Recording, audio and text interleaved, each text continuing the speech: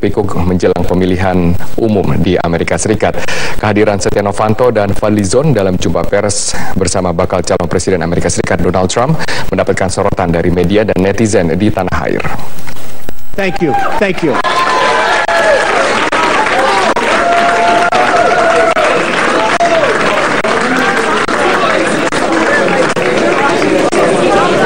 Hey, ladies and gentlemen, this is an amazing man.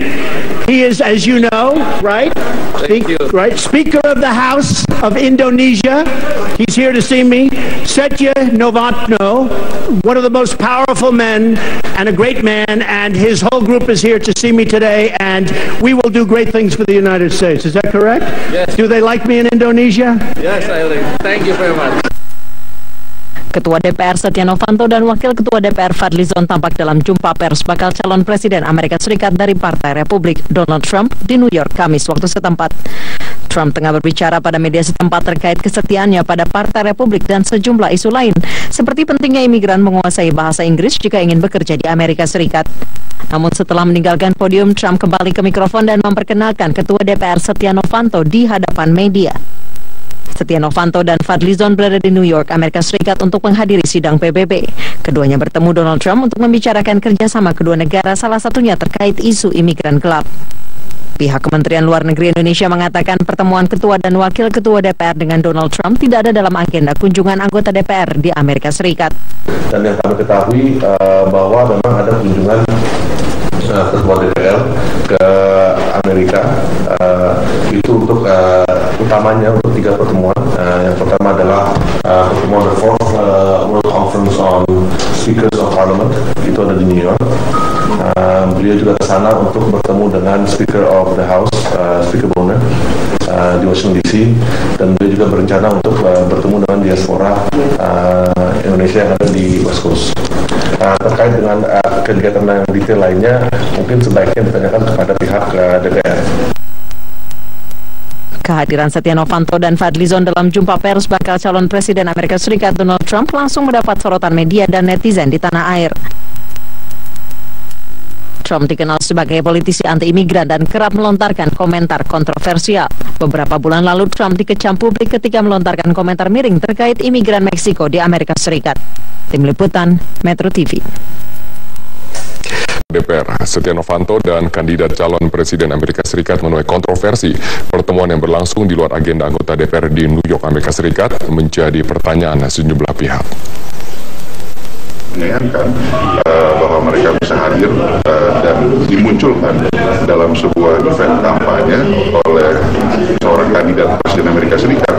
Nah, menurut saya ini sangat tidak etis, memalukan, ya, karena apalagi beliau datang sebagai Speaker of the House, ya, diperkenalkan sebagai Ketua DPR, tentunya akan menimbulkan persepsi bahwa Indonesia mendukung atau mengendorse salah satu kandidat presiden di Amerika, dan ini sama sekali tidak benar dan ngawur.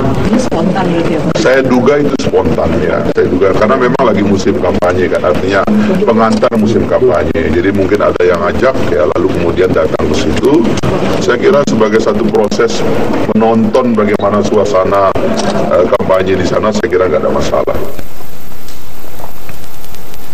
Wakil Presiden Yusuf Kala tidak mempersoalkan pertemuan antara Ketua dan Wakil Ketua DPR dengan Donald Trump.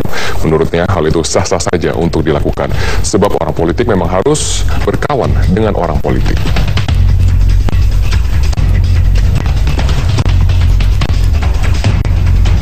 Sementara itu, peneliti senior Forum Masyarakat Peduli Parlemen Indonesia atau Formapi, Lucius Karus, mengatakan sangat mungkin ada konflik kepentingan dalam pertemuan tersebut.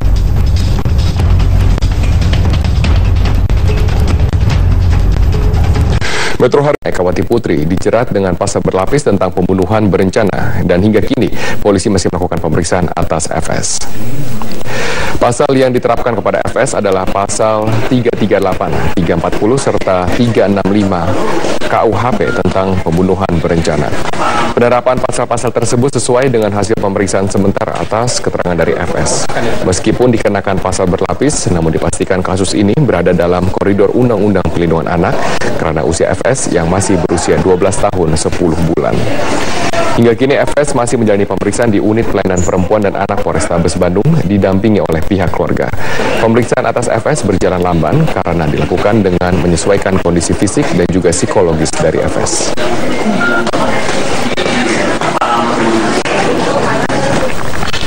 Keluarga pelaku dari pembunuhan Priscilla Dina di Bandung, Jawa Barat mengungsi dari kontrakan mereka karena alasan keamanan. Tetangga mengaku tidak menyangka pelaku yang dikenal baik bisa tega membunuh korban. Kondisi rumah kontrakan keluarga pelaku pembunuhan siswi SMP Priscilla Dina di Ranca Cili, Bandung nampak sepi. Menurut pengurus RT setempat, keluarga pelaku mengungsi karena alasan keamanan sejak kasus pembunuhan Priscilla Dina terkuak. Keluarga meminta pihak RT merahasiakan keberadaan mereka saat ini.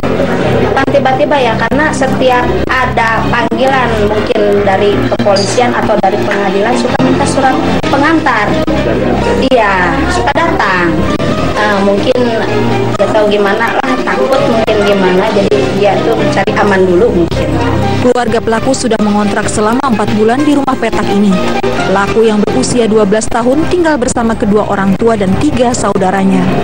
Ayah pelaku bekerja sebagai sopir angkutan umum, sementara ibunya bekerja sebagai pembantu rumah tangga.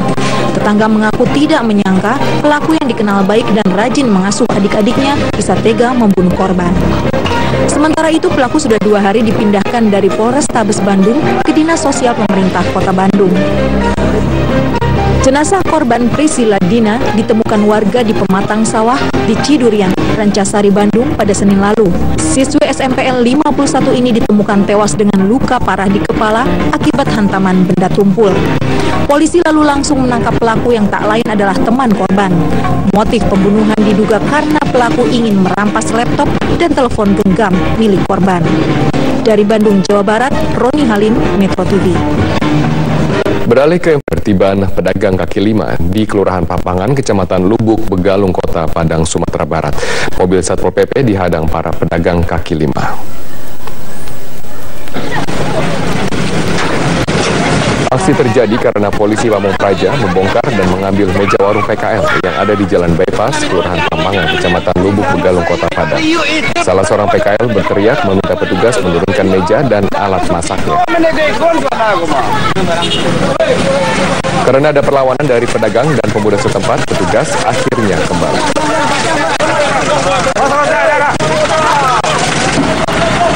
Para pedagang yang berjualan di sepanjang trotoar Jalan Bypass dan sehingga membuat jalur Sumatera menyempit dan penuh dengan kemacetan.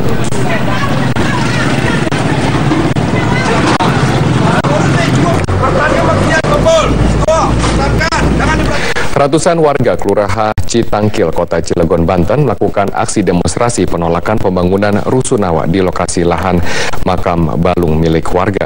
Menurut warga, lahan yang dikelola oleh pihak Yayasan Pengelola Makam Balung telah menyalahi aturan.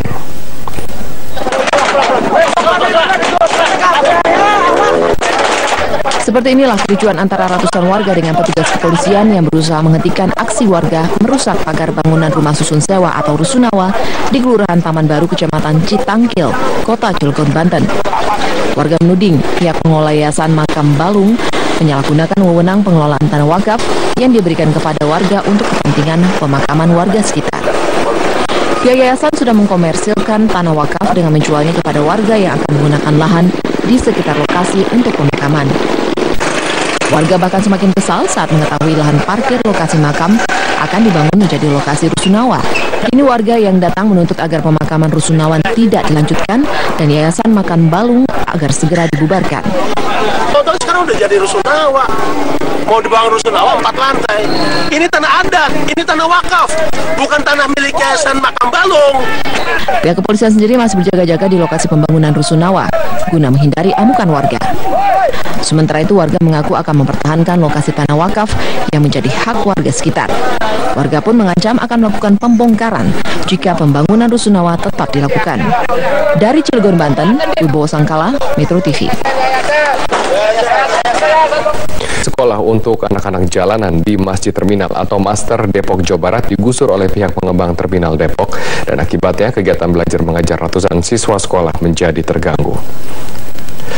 Penggusuran dilakukan sejak seminggu lalu dan menurut pihak yayasan sesuai dengan kesepakatan dengan pengembang terminal, seharusnya pengembang membangun kelas pengganti di lahan milik yayasan sebelum melakukan penggusuran. Namun hingga kini pengembang belum membangun kelas pengganti. Akibat dari penggusuran, sekitar 500 siswa sekolah terminal belajar bergantian di ruangan terbuka dan juga masjid. Sekolah master dibangun oleh Ketua Yayasan Nur Rohim untuk para anak jalanan. Sekolah ini telah meluluskan sejumlah siswa berprestasi dan sebagian besar berhasil masuk ke perguruan tinggi negeri. Lahan digusur pengembang untuk kepentingan bisnis di kawasan terminal Depok. Sebelum ini direlokasi, sebelum ini dibongkar, mereka akan buatkan dulu kelasnya yang baru di lahan-lahan yayasan yang sudah resmi. Itu baru dikirim 2 kontainer, belum diapa-apain, sudah dibongkar. Akibat